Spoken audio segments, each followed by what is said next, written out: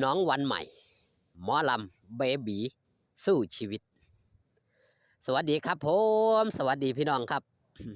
ยินดีต้อนรับเข้าสู่ช่องไทยซีเกตชาแนลสวัสดีไปยังแฟนคลับ FC ลาดหน่อยอุ้งอิงแฟนคลับ FC สาวหน่อยเพชรบันแพงโซขู่โซคนเด้อครับเด้อมื้อนี้ครับคิวงานสาวหน่อยเพชรบันแพงไปเล่นอยู่ทั้งคูนครับอำเภอบ้านเหลื่อมเนาะจังหวัดโคราชหรือว่า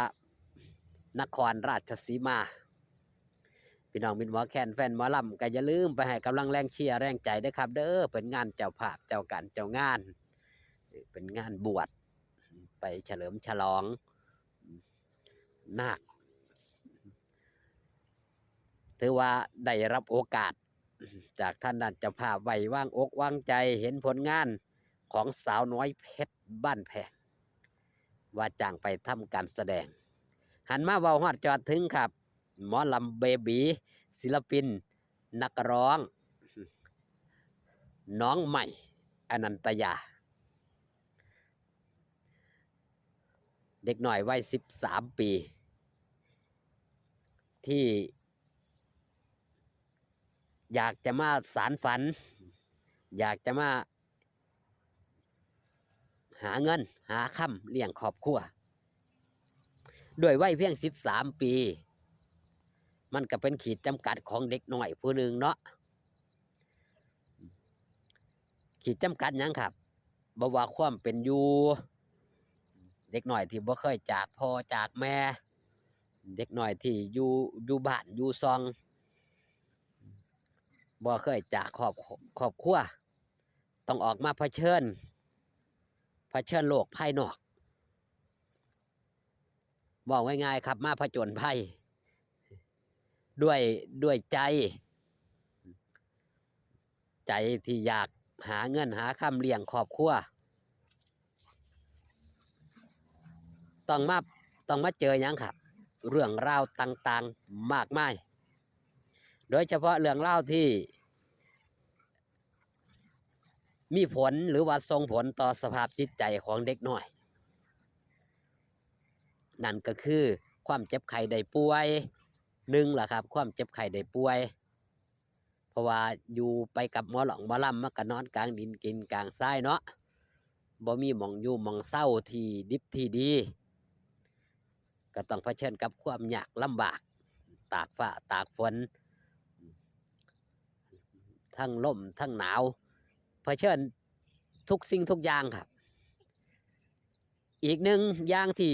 เผชิญสำหรับศิลปินนักร้องน้องใหม่ที่ได้รับหรือว่าได้ยังครับได้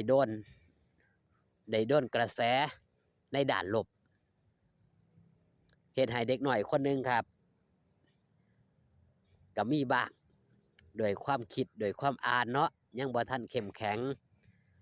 ความอดทนก็ยังบ่ทันพอเพราะว่าหยังครับอายุก็ยังน้อยอยู่ประสบการณ์ก็ยังน้อยมีคนเว้ามีคนว่าก็ออกมาตัดพ้อก็เป็นเรื่องธรรมดาครับทางด้านพ่อแม่ที่อยู่ในวงเนาะ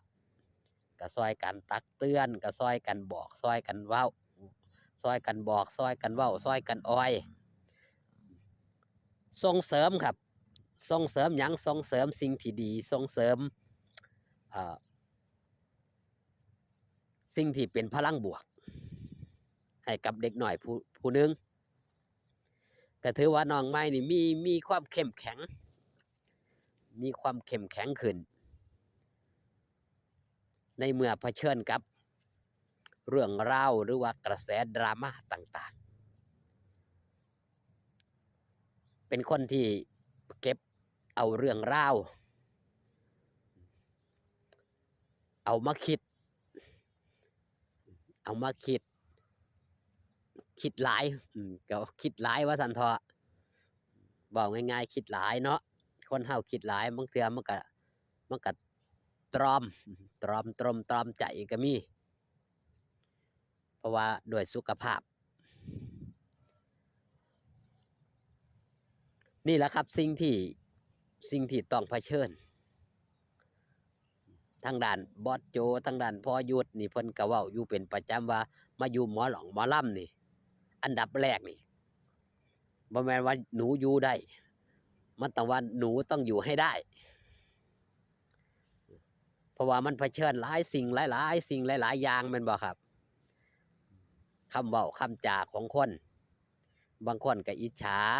เด็กน้อยกำลังได้ดิบกำลังได้ดี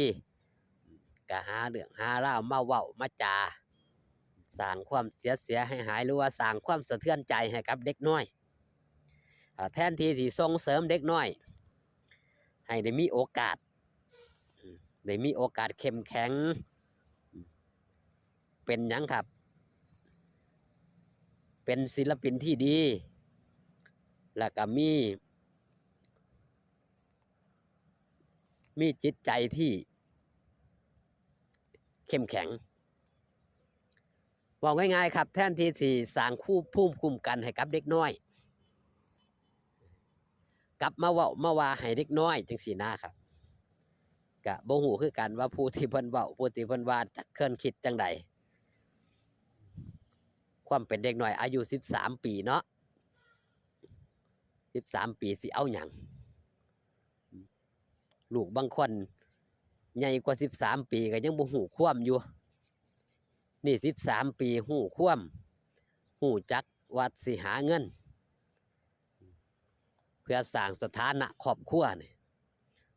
ควรที่สิสนับสนุนนะ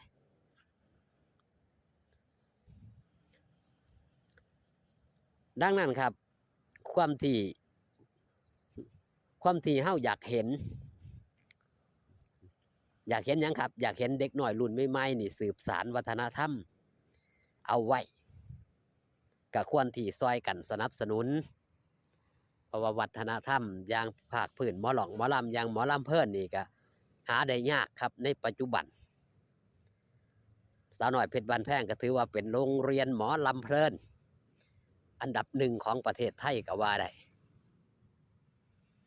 เมื่อแรงก็อย่าลืมอย่าพลาดครับไปให้กำลังแรงเชียร์แรงใจหลาดน้อยอุ้งอิงพร้อมทีมงานชาวคณะสาวน้อยเพชรบ้านแพงกันหลายๆเด้อครับเด้อถือว่าไปให้กำลังแรงเชียร์แรงใจในช่วงนี้ก็ดูแลสุขภาพครับอากาศเปลี่ยนแปลงจักสีฝนจักสีหนาวจักสีร้อนคลิปนี้ฝากตอนเอาไว้แต่เพียงซ้ำนี้ครับกับความเป็นธรรมชาติอยู่ดีมีแห้งพอกันคลิปหน้าสบายดีครับผม